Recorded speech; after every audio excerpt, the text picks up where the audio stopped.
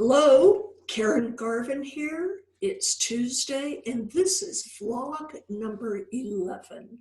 Every dog deserves an education. Don't you love that photo? That was a photograph that was actually taken at one of my dog training facilities, probably in about 1995. A group of my clients, these were their dogs. We had them all sitting in front of that easel, and that's exactly what it said on the easel. Now, in 1995, it was a very different world. And we were saying every dog deserves an education because a lot of people didn't even think about training their dogs, not unless they were having problems. Today, it's a very different world. And when I say those words today, every dog deserves an education, it's out of my concern for the dogs that are being left behind. Let me explain. In the early 2000s, I remember when it happened, when all of a sudden we started hearing this conspiracy theory that you didn't need to correct a dog. There should not be any punishment in training. It should be purely positive rewards.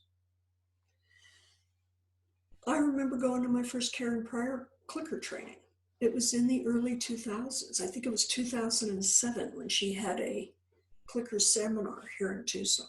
And I learned a lot. And I really thought, what a great idea. Really? We could train any dog without ever having to use consequences? Boom, I'm on board.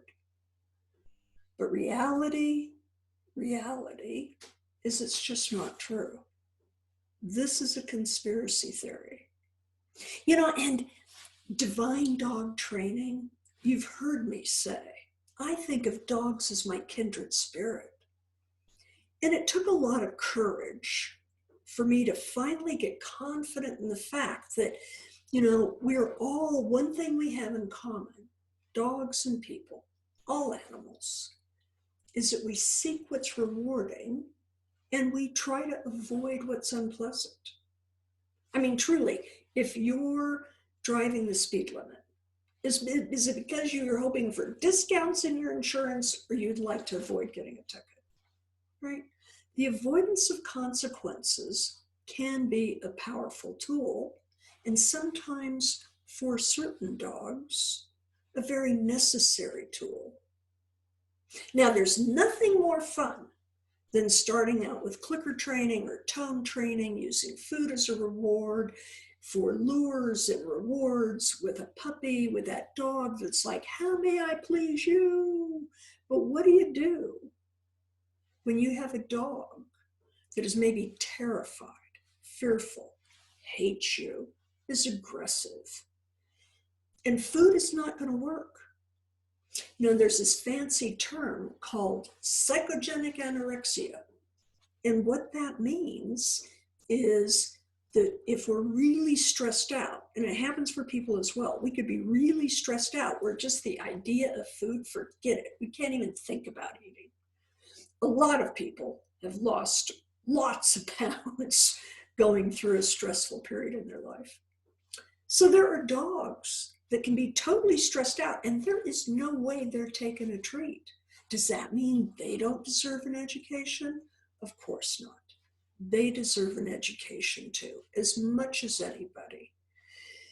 And the trainer who can use the integrated approach to dog training, they have a lot of tools in their toolbox to be able to support that dog. Sometimes being a dog trainer takes a lot of courage. And dog training isn't always pretty. One of my favorite movies, did you ever see Helen Keller, the original Helen Keller movie with Anne Bancroft? And Annie Sullivan, her teacher, shows up.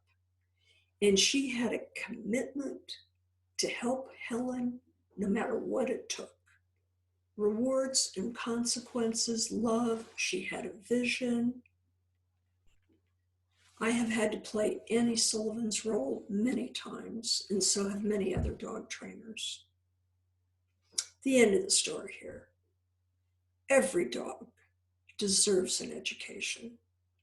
And there are training methods that may work with some dogs that are not going to work with others. The integrated approach to dog training gives us a broad spectrum of tools because every dog deserves an education. Thank you.